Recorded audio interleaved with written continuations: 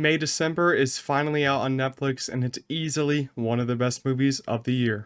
What would make a 36-year-old woman have an affair with a seventh grader? Welcome back to the channel, everyone. I hope you're all doing well. As I said in the intro, I'm going to be reviewing May December. It just launched on Netflix. Before we get started, make sure to leave a like, subscribe to the channel. We're on the road to 500 subscribers. Let's try to get that by the end of the year. I'm going to read a quick plot synopsis just so you know what the movie is about. 20 years after the notorious tabloid romance gripped the nation, a married couple buckles under pressure when an actress arrives to do research for a film about their past. Alright, that's just a little bit of a plot synopsis. I kind of want to go more in depth on this just so you know what the movie is about just a little bit more.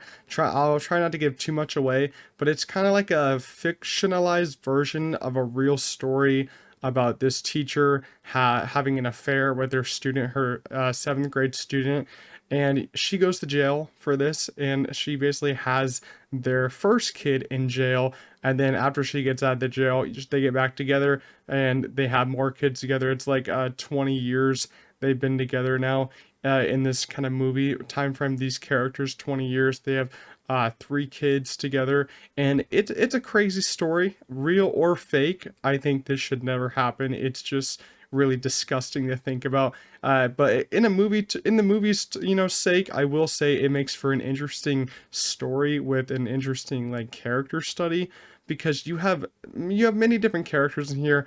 But you have the one character, which is Gracie. She's the wife of this one. She's kind of an insane character because she thinks she did nothing wrong in this situation, and she acts like a victim throughout the whole movie. Then you have the husband, Joe, who's even still at 36, is still learning to be an adult because his adolescence basically got taken away from him, and he hasn't had a normal life. He never really had a normal life because of what happened, when he was in 7th grade, which is pretty young for this to happen. It's a horrible story to think about, and it's just a weird story. How this is like kind of like, I don't know, I don't really want to say it's a true story, but it's kind of like, fictionalized story. It's weird to watch it just because this does happen in real life, but we got to just admit that this is a very weird story, very gross story. Yeah, but it's a movie, so we got to talk about it. And I will say the direction here by Todd Haynes is really great. I've only seen one of his past films, which was Dark Waters with Mark Ruffalo, and that was a very good movie. I like that a lot. This one here, he stepped up the game. I feel like the direction here is just so fantastic, and he seems to be doing every scene in a really well thought out way, especially with the one-on-one scenes between every character. The score here, I thought the score here was really great. I would say the score is pretty simple, but man, it hits hard. After big scenes, the score really comes in, hits you hard, and there's a lot of piano in the score, and I really do love when scores have piano in them, and that's why I probably liked it so much. It might be a top 5 score of the year for me, but I don't really have a list made out for scores so far.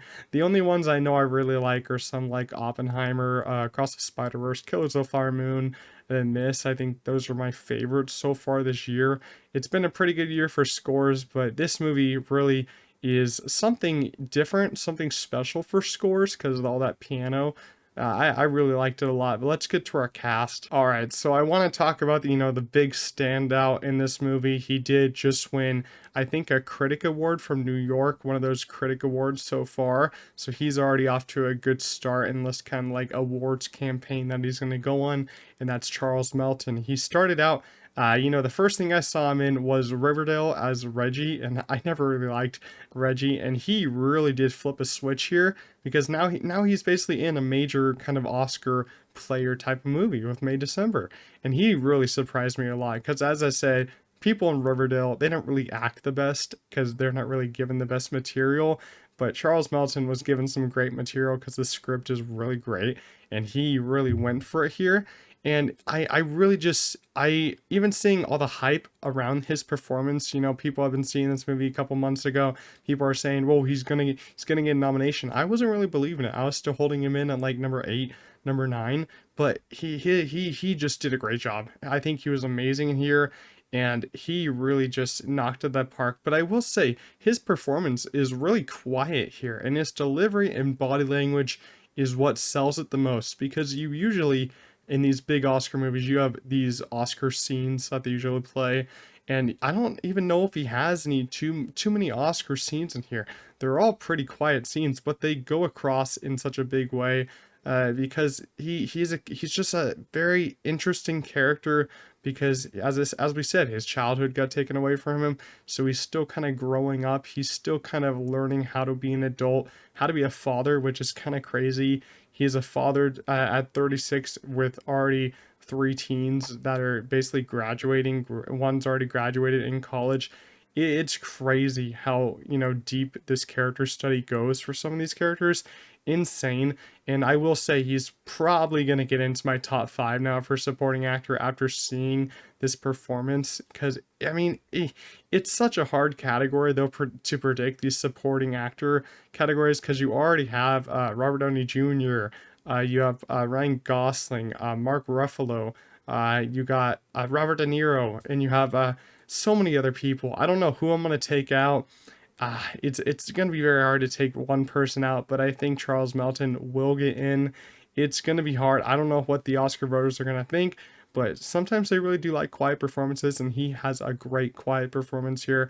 And Julianne Moore plays the wife Gracie in this one. She's really damn good. I haven't really seen Julianne Moore in a lot of stuff. I don't really watch a lot of her movies. I probably need to get on that. Need to watch more of her movies. I did see Sharper earlier this year, which is an Apple movie. That one was all right. I mean, she had a pretty good performance in that, but her performance here is really great. She played, as I said, she plays an insane woman with a lot of issues.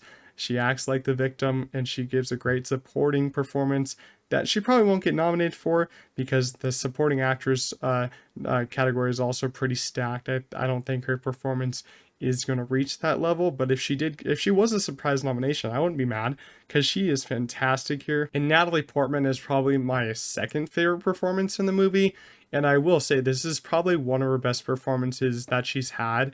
I think my favorite performance from her is still in Black Swan, but this really does stack up to Black Swan, and she's sharing the screen with two other people in here, and she's asked to do a lot here. It's interesting. It's another interesting character in here, because she's playing someone who is studying Gracie to play her in a movie.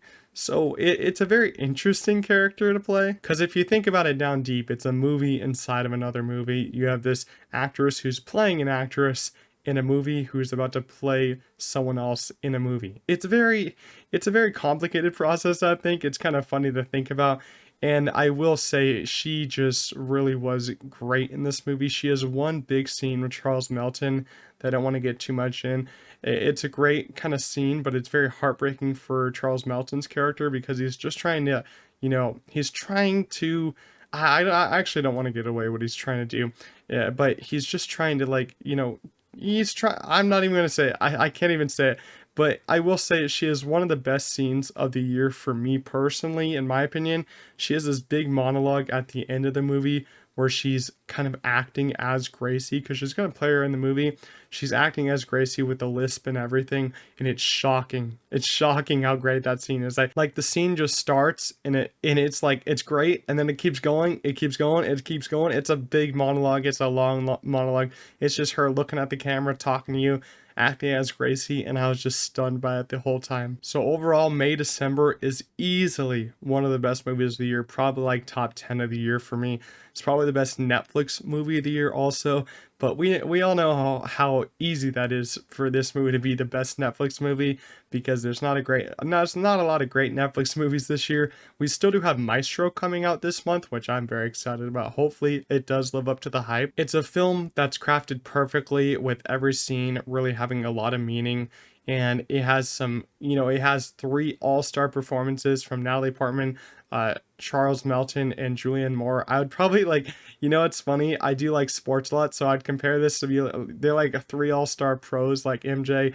Scottie Pippen, Dennis Rodman. That's kind of how I'd compare all three of them in this movie as. It's pretty cool. I do love them all. I think they all gave great performances. Todd Haynes' direction was off the chart. So overall, I'm going to give May December a 9.5 out of 10. I really do suggest that you guys check this one out. It's on Netflix, free to watch. Everyone has Netflix, so you all can turn it on and watch it. But it is rated R, so be careful who you do watch this with. And it is an amazing film. Tackles a very hard subject. Sometimes it's a hard watch. It's heartbreaking at points, but I really just loved it a lot. It's crafted perfectly. Let me know, did you guys watch May December? Leave your thoughts down below in the comments. As I said, make sure to like this video, subscribe to the channel, and I'll see you guys in the next one. Peace out.